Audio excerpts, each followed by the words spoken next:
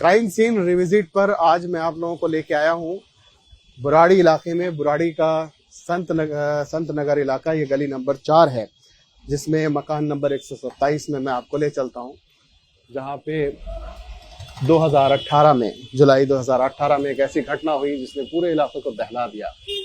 जी हाँ, ये वही संत नगर बुराड़ी का मकान है, जहाँ पे एक साथ 10 लाशें घर में लटकती हुई पाई गई थी और एक लाश जो सीनियर सिटीजन की थी वो बेड के ऊपर पाई गई थी। यहाँ पे अभी एक डायग्नोस्टिक सेंटर शुरू हो गया है और एक मोहन जी हैं जिनकी फैमिली यहाँ पे रहती है, और फिलहाल जो ऊपर का जो पोर्शन है वो बंद है। नीचे का जो पोर्शन है उसमें डायग्नोस्टिक सेंटर चल रहा है और एक अपनी ग्रोसरी शॉप भी चलाते हैं मोहन जी, अपना एक डायग्नोस्टिक सेंटर भी चला रहे हैं। मोहन जी, यहाँ पे जो डायग्नोस्टिक सेंटर शुरू करने का क्या मकसद रहा?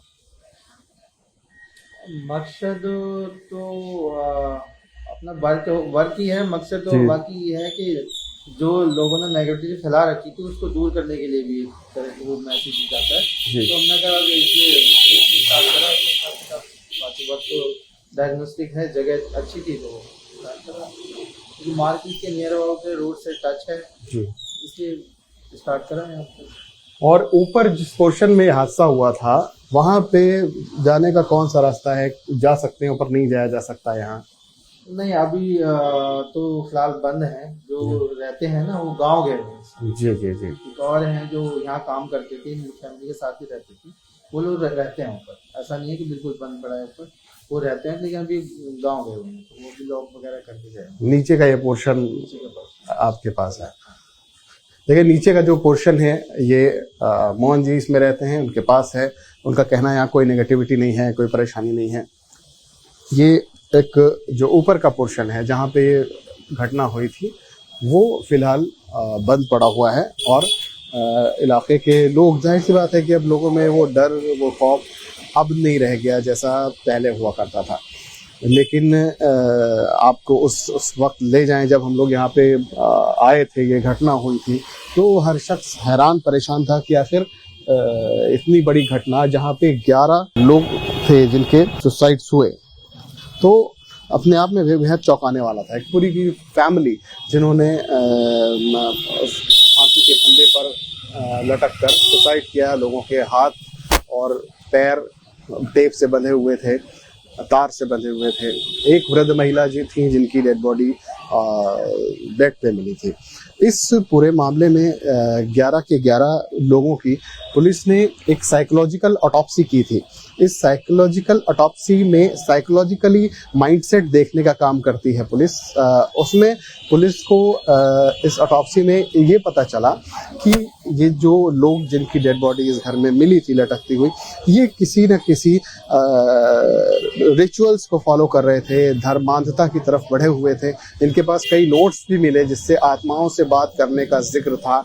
जाहिर है ये बात इस आज के दौर में हमें चौंकाती है, लेकिन सच ये है कि ऐसा हुआ यहाँ पे इस घर में। और उसके बाद अब इस घर में सिर्फ एक मोहन जी रहते हैं, उनकी फैमिली रहती है, और अपना इसमें डायग्नोस्टिक सेंटर इन्होंने बना रखा है और एक दुकान है बगल में जो अपनी ये चलाते हैं। ऊपर का पोर्शन जहाँ पे ये 10 की 10 बॉडी लटकती हुई मिली थी, एक डेड लाश जो थी वो बेड पे थी, वो अभी फिलहाल ऊपर का हिस्सा बंद पड़ा हुआ है। इस जगह अब करीब 2 साल हो गए और 2 साल बाद जाहिर है लोग इस चीज़ को भूल चुके हैं, लेकिन सच यही है कि ये दिल्ली का ऐसा एक क्राइम सीन है जिसको लोग कभी नहीं भूल सकते।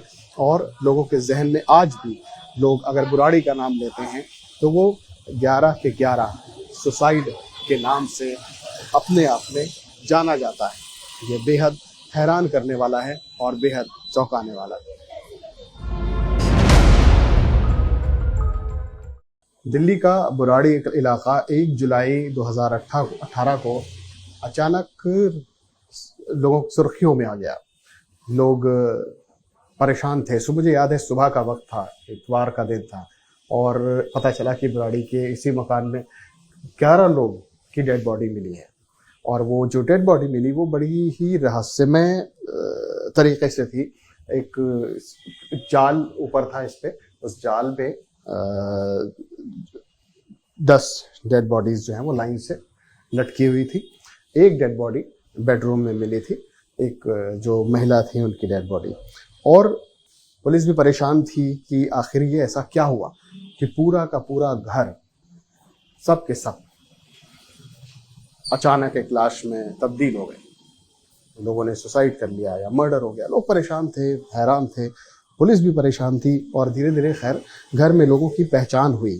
तो मृतकों में परिवार की सबसे बुजुर्ग महिला जो 75 साल की नारायणा की, उनकी गला दबा के हत्या की गई थी।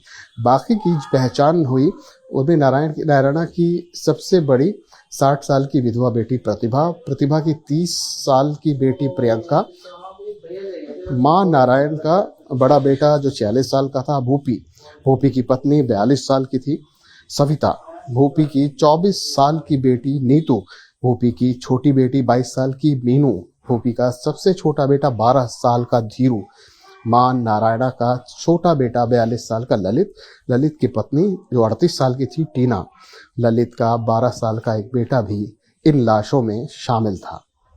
तो लोग यही हैरान परेशान थे कि आखिर ऐसा क्या हुआ कि पूरा का पूरा घर ने सुसाइड कर लिया। बाद में जब जांच शुरू हुई उसके बाद पता चला कि ये एक अंधविश्वास के चलते हुए, जिसमें से एक कत्ल हुआ और 10 सुसाइड हुए। अब ये परिवार पूरी तरह खत्म हो चुका है।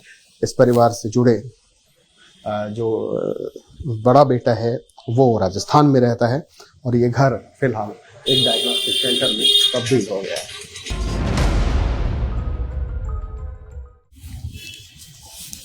बुराड़ी के इस मकान में जिसमें हादसा हुआ, आज एक मोहन जी रहते हैं यहाँ पे, उनकी फैमिली रहती है।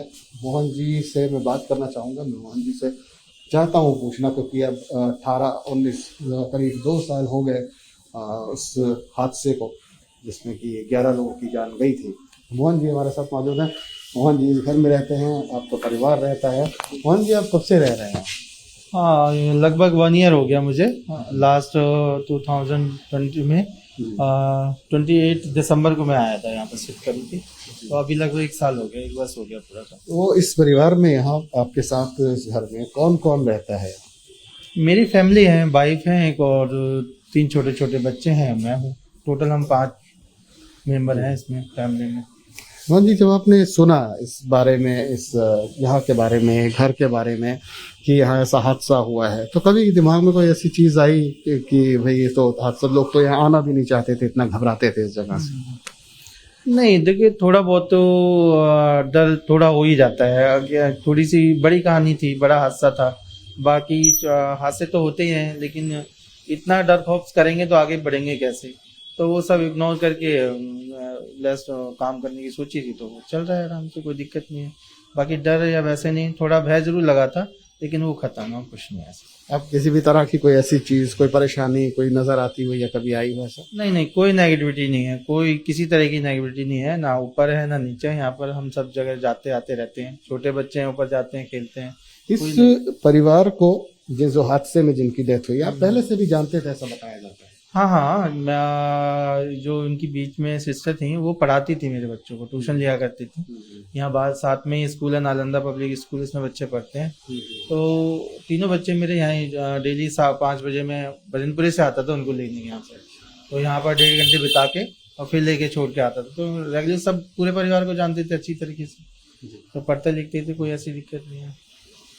जैसा कि मोहन जी बता रहे हैं, मोहन जी यहाँ पे एक डायग्नोस्टिक सेंटर चलाते हैं, इनका अपना कारोबार है। इस घर में उनका पूरा परिवार रहता है, इनके साथ इनके बच्चे रह रहे हैं। ये बताते हैं यहाँ कोई नेगेटिविटी नहीं है। अभी हम आपको वो जगह भी दिखाएंगे जहाँ पे यह हादसा हुआ, लेकिन जो जिससे लोग शुरू में घबराते थे, डर जाते थे, हैरान परेशान रहते थे, पूरा का पूरा इलाका यहाँ पे लोग डरे हुए थे। लेकिन अब मोहन जी, उनका परिवार यहाँ पे रह रहा है और इनका कहना है किसी भी तरह की यहाँ कोई नेगेटिविटी नहीं है।